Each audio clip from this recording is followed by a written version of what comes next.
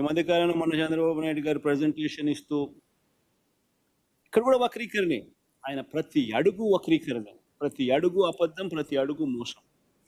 ఏ స్థాయిలో వక్రీకరణ అంటే డెట్ సస్టైనబిలిటీ గురించి చంద్రబాబు నాయుడు గారు మొన్న ఈ మధ్యకాలంలోనే ఒక నిర్వచనం చెప్పాడు. రాష్ట్ర ఆదాయం వృద్ధి రేటు కన్నా